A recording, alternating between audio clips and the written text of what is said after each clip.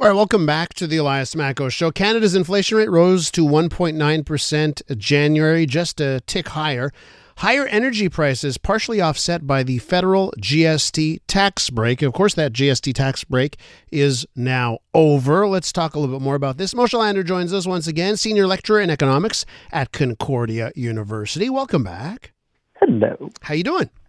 I'm well, thanks. I survived the snowstorm. Okay, that's good to hear that you survived the snowstorm. Did you survive 2 months of not having to pay GST in Quebec? And what can you tell us about how that GST or HST cut, depending on what part of the country you're in, how that affected things in January? So it didn't do much in terms of GDP. We haven't seen the numbers yet, but we're not going to see that it did a lot for the economy. A lot of people are constrained already with cost of living and affordability issues, and so dangling a tax cut in front of them isn't going to increase their savings levels. They're not going to say, this is what I was missing in my life. I can now contribute to my RRSPs. It's probably going to be that they just merely substituted one form of spending for another. Now, it's possible that you might be buying more stuff, but it's still the same total amount of spending. So it's kind of moving those pieces around on the chessboard. So when we look at the inflation numbers, we're also going to see that people were moving towards goods that were not as expensive because of the GST tax holiday. So that explains to some extent why we saw inflation tick up only mildly instead of ticking up more than it otherwise would have. Okay, so let's talk about that because December, the inflation rate was 1.8. Last month, 1.9. I'm looking at those numbers, and it's like, wow, that's great. I mean, wasn't the whole goal this whole time was to get under 2% inflation and everything's going to be peachy keen, right? But can we take a deeper dive into the numbers because I'm told that the GST cut played a major role in being under 2%. You're right. We would have had a number that was still within the Bank of Canada's range. So remember, Elias, that the range is 1 to 3, not 1 to 2. And so it would have still fallen in the 1 to 3% target range. It would just have been above the midpoint of 2%. Had you and I had this conversation, say, 5 years ago, 10 years ago, 20 years ago, we wouldn't even be having this on the air. It would be non-news because for 30 years we delivered consistent inflation between 1% and 3%. It's that because we were scarred by 2022 and 2023 that now we're parsing the numbers looking much more carefully. What drove the inflation numbers up were energy costs. And I said at the outset, surviving the snowstorm, we've had an exceptionally traditional Canadian winter over the last couple of months.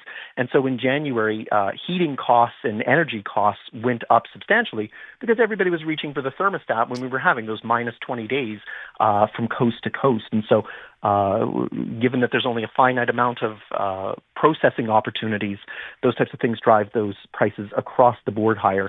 And energy, of course, is a big part of everybody's budget. Yeah. So there you have inflation would have been higher if not for the GST. So true there, right? Because I'm looking at my recent hydro bill and my recent gas, it's not Gas Metro, Energier bill.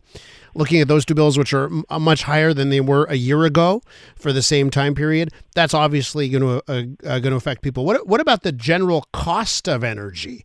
Regardless of consumption, because obviously if it's colder, you're going to use more on that end. Does the energy itself cost more for the same unit of energy? Yes.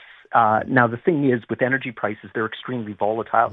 So where you and I are having this conversation today, that yes, energy prices are higher, we could very easily find that energy prices fall. And because it's a very volatile component within the calculation of inflation, economists will sometimes strip those out of the numbers to look at what's called core inflation. Food fits into the same category, that food can be very volatile. Food prices actually fell from last year to this year by a small amount. And so that was actually a drag on inflation. But again, it's very volatile. All you need is one cold snap and farmers to say my crop is destroyed. And next thing you know, we're back to talking about food prices rising substantially. So it is true that energy prices outright went up as well as the quantity went up. And so that's taking a bigger portion of our budget. But because it's so volatile, you and I could have a very different conversation 4 weeks from now. We're with Moshe Lander from Concordia University talking about the economy, inflation rates, and more. Let me just ask you this question. I think it's a good question to ask, actually. How's the economy going? I mean, I know the inflation rate just shows one thing. Do we have a robust economy right now in Canada? Things going okay? Is it bad? Where are we? No, we're taking a pounding from Kachuk Brothers as far as the economy goes. We're not holding up particularly well.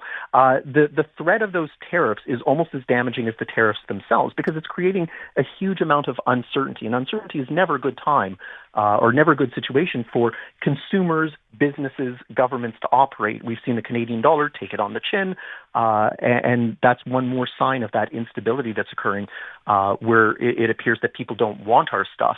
Because the tariffs could surface at any point, because every day we see a different announcement coming out of the White House, we don't know when the tariffs are coming. And sometimes that's as bad. If you think about going to the dentist, sometimes that causes more anxiety than the actual dentist chair. Same thing here. The threat of the tariffs might be even more damaging. And so businesses are suspending their investments that they otherwise would be making. Consumers are trying to delay purchases to see what may or may not be happening in the future or looking for substitutes.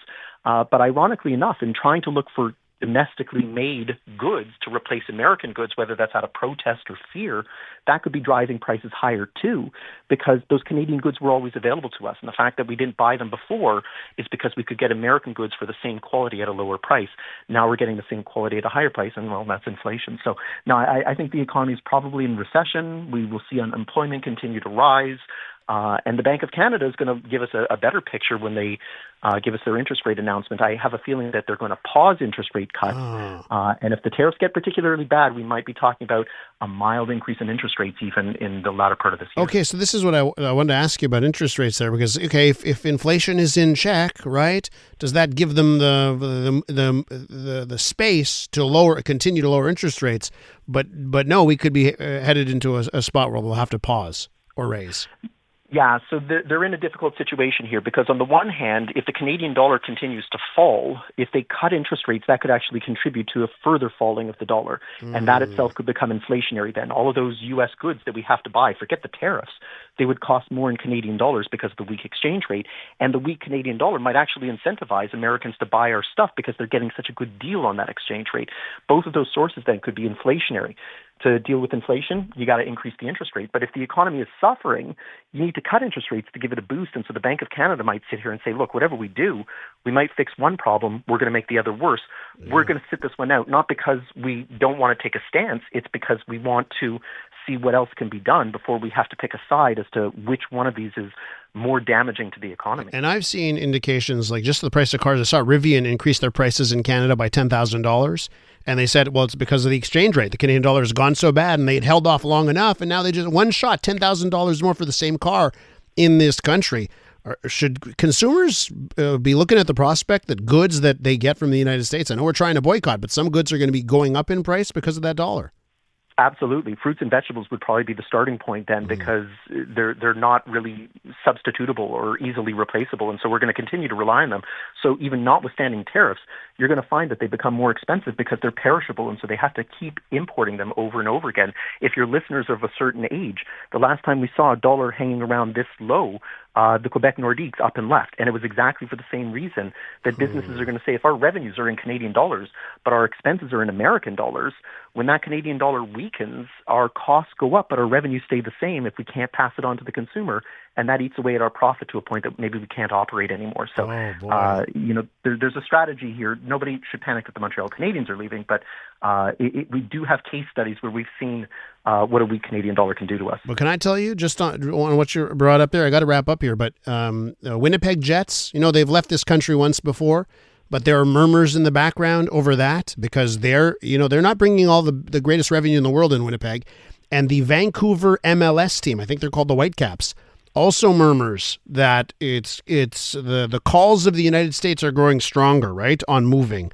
Interesting times. Moshe, we got to leave it there. Thanks so much for coming on. Anytime.